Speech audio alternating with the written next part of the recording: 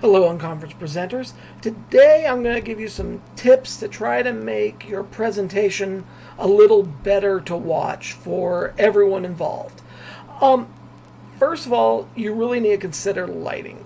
As you've been in 100 bad Zoom meetings, you know what I'm talking about, right?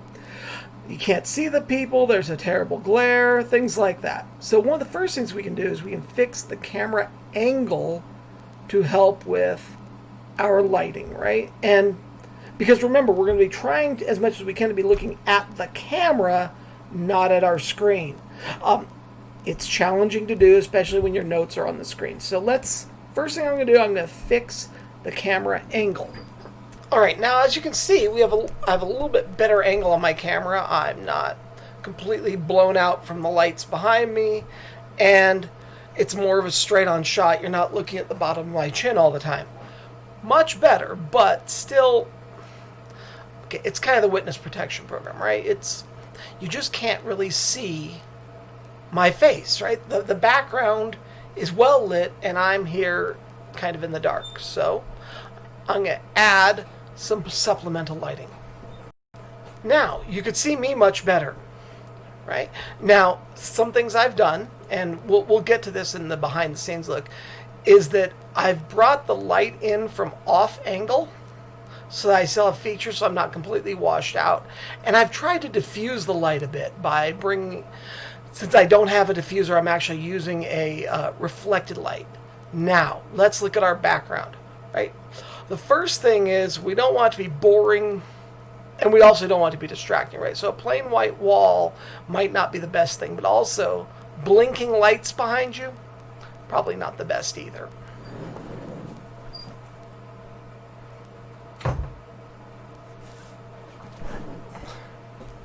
Now, next we need to think about what is actually included in our shot, right? We can see over here a piece of air hockey table, we can see pictures on the wall, but what we probably don't need is a pile of laundry. There, that's a little better, right? So now we have things behind us, so that to break up the scene a little bit, we have some lighting on us, and it's not completely boring. However, as you can hear, the microphone built into this laptop is not the best. So I'm going to take a simple set of earbuds that have a built-in microphone. I'm going to hook those up.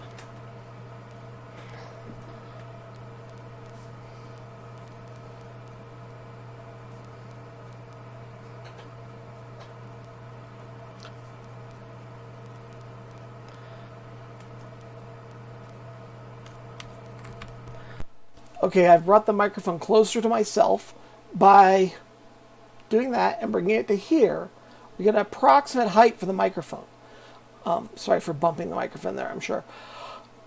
That height should give you good diction and keep your consonants so you won't be muddied or overpronouncing things. It's a good balance, and most people are proportional to themselves. If you're using a lavalier mic, the fingers in the loser L, right there from your chin to your chest, kind of gives you a good height. Now, as you can hear, there's still probably quite a lot of background noise. So next, I'm going to clean up the background noise. All right, so now I'm cleaning up the background noise. And as you can hear, that fan noise that was here the whole time is now gone. I'm actually dehydrating some 3D printer filaments. So the fan actually has a purpose other than just to make the audio horrible for this demonstration. So now how about some behind the scenes views of how all of this really looks? And you can see my extremely high and basically $0 setup. So the high dollar, extremely exciting setup. In order to fix the angle of the camera so that I can actually get a good view with that terrible light behind me, you'll see that I've actually just placed it on a step stool. The camera on this one's at the bottom of the screen, which means that when I tipped it down enough to see me well with it there, I actually saw the keyboard. So I have a set of batteries sitting underneath the back of it to prop it up. My really high-end lighting setup here is just a clamp light with an LED bulb shining at the wall. So there's nothing high dollar here, nothing you probably don't already have around your house. And the improvement was really marked. I don't have the budget. I don't have all these fancy things. I don't have an external microphone. My computer doesn't even have a webcam. So what are some other options you can use? Well, this is being shot on a simple point and shoot camera in video mode using the built-in microphone. Nothing special here in any way. So if you don't have even a point and shoot, borrow the kid's GoPro. This is a GoPro Hero 8 using the internal microphones as well. Just give you an idea of what kind of quality you can expect from a simple action camera. So now we can up the ante a bit. Let's try using a consumer DSLR from a few years ago and see how the image quality improves. So, much like the Mythbusters say, anything worth doing is worth overdoing. So, today we're going to take this to the ridiculous conclusion. I brought up a professional grade microphone with a decent preamplifier running into the external outputs of the DSLR. So, as you can see, everything you do makes a difference in your audio and video quality. And what you really should do is just take a quick moment to record, set up like you're going to be set up, and then play it back through a decent set of headphones or in-ear monitors or even just the earbuds that you have. And see what the quality's like. See what things you notice behind you that if it were one of those Zoom calls, it would just make you crazy. Now, let's look at what kind of software we can use to make all of this look a little better. So now for a quick overview of my $0 recording setup as far as software goes. You'll notice here that we have some nice OBS going on. This is the open broadcasting system. It also allows you to do picture-in-picture while doing screen capture. So we can see me and we can see the screen behind me.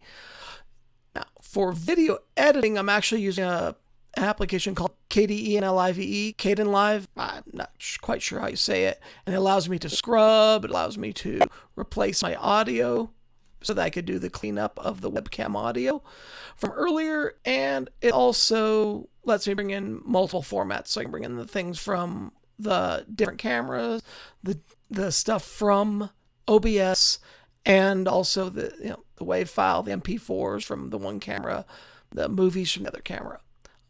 Audio editing was all done with just Audacity. So still $0. Very accessible to anybody here. Right now I'm using the nice microphone along with the camera built into the computer.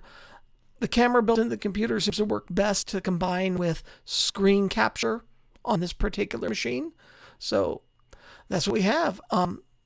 The equipment I'm using, just in case anyone's wondering specifically.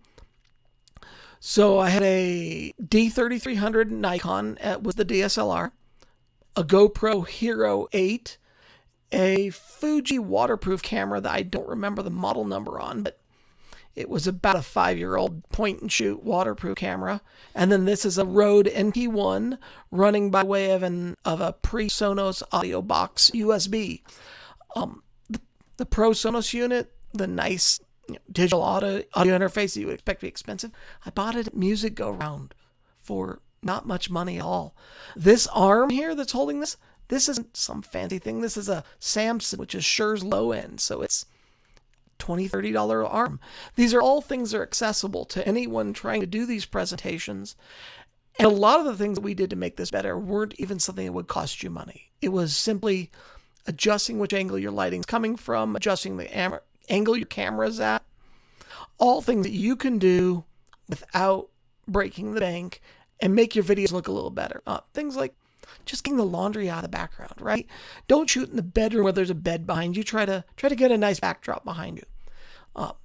Thanks for taking the time today to look at this, and hopefully some of these tips will help you out and make all of our presentations a little better, maybe even make the Zoom meetings a little nicer. Talk to you next time. Bye.